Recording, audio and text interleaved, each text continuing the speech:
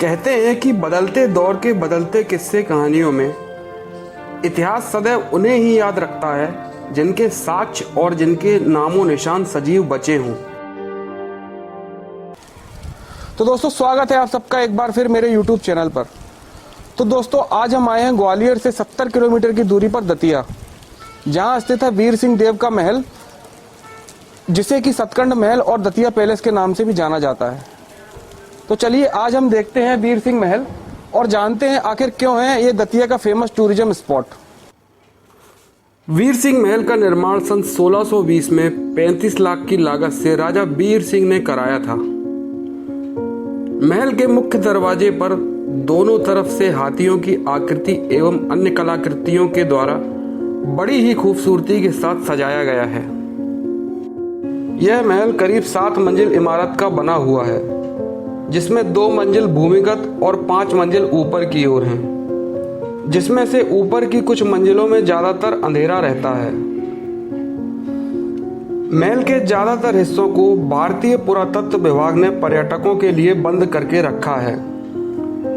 इस महल में करीब 440 कमरे बने हुए हैं, जिनमें से अधिकांश कमरों की छतों को विभिन्न प्रकार की आकृतियों व कलाकृतियों से बड़ी ही खूबसूरती के साथ गढ़ा गया है, जो कि उस समय के लोगों के विचारों और उनकी व्यक्तिगत सोच को दर्शाती है।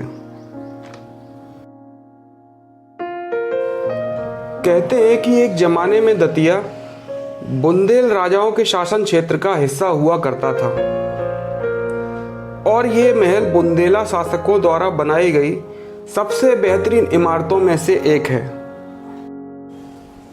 कहते हैं कि इस महल का निर्माण राजा वीर सिंह ने अपने दोस्त राजा जहांगीर के लिए स्वागत के लिए बनवाया था।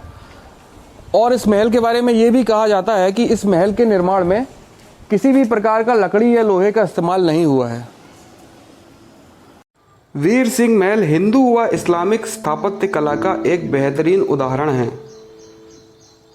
मुगल और राजपूत शैली का मिश्रण इस महल की भव्यता को कई गुना बढ़ा देता है।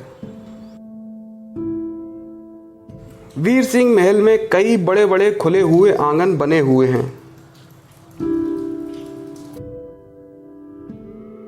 इस महल की छतों पर लगभग प्रत्येक कोने पर गुंबदाकार बड़ी बड़ी छतरियां बनी हुई हैं, जिसे दूर से देखने पर एक अलग ही विशेष प्रकार की भव्यता का अनुभव प्राप्त होता है।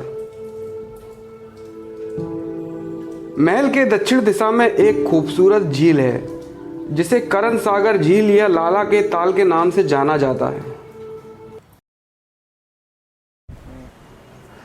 तो दोस्तों, ऐसा कहा जाता है कि राष्ट्रपति भवन का निर्माण इस प्राचीर को देखकर ही बनाया गया है, पर इस बात का कोई साक्ष्य या प्रमाण नहीं है। वर्गाकार आकृति में बना यह महल हिंदू धर्म के पवित्र स्वास्तिक के आकार में बना हुआ है। अगर आप पूरे दतिया शहर को देखना चाहते हैं तो महल की छत से पूरे दतिया का नजारा देखा जा सकता है। कहते हैं कि यह महल कभी किसी राजा का रिहाइश नहीं रहा। राजा वीर सिंह ने भी इसे कभी अपना निवास स्थान नहीं बनाया और वे ज्यादातर ओरछा में ही रहे, और मुगल बादशाह जहांगीर भी कभी यहां आ न सके। पर किसी दोस्त की दोस्ती का साक्ष्य रहा यह वीर सिंह महल आज भी इतिहास के पन्नों में अपना अतीत और अपना वर्तमान बताता हुआ शान से खड़ा है। तो दोस्तों, आशा करता हूं कि आज का ये ब्लॉग आपको काफ़ी पसंद आया होगा। अगर ये ब्लॉग आपको पसंद आया हो तो मेरे चैनल को सब्सक्राइब करें और वीडियो को लाइक करें। और कभी दतिया आना हुआ तो वीर सिंह पैलेस ज़रूर घूमने आइएगा। तब तक के लिए गुड बाय।